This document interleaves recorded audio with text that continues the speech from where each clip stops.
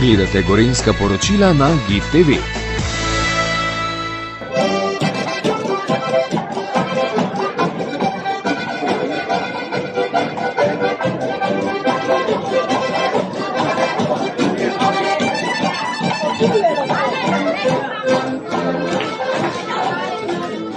Glede na videno in tudi na rezultate v lanskem letu smo lahko seveda optimistični, da bo turistični sektor delal dobre rezultate.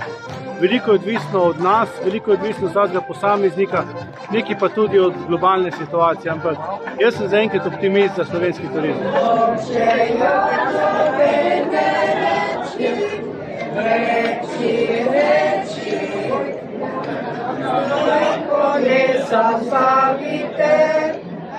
Spat lepo se spravite, lahko noč pa sladko spite, spite, spite, žuli zgodaj spet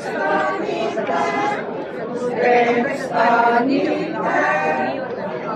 lahko noč pa sladko spite, spite, spite.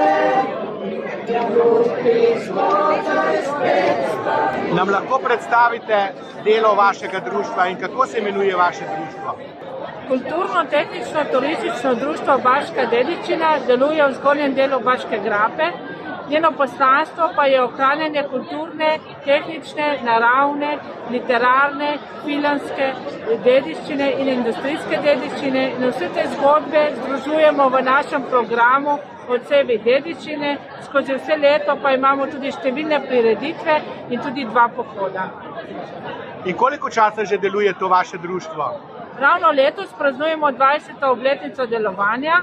In v sklopu te obletnice bomo skozi leto ponovno prikazovali vse naše delo skozi 20-letnico, kaj smo vse ustvarili, katere turistične produkte, katere prireditve, dokumentarne filme. Z veseljem lahko obiščete našo tudi spletno stran, kjer si ogledate kar nekaj dokumentarnih filmov, ki smo posneli, saj smo sodelovali v številnih tudi projektih v okviru evropske kulturne dediščine, pridobivali sredstva skozi evropske projekte, tako da smo pustili zelo veliko sledi v Baški grapi kot turistične produkte. Sem slišal, da bi želeli imeti butični turizem, da ne želite kakšnega masovnega turizma. Tako je, ravno zato smo v Baški grapi se zadnjih nekaj let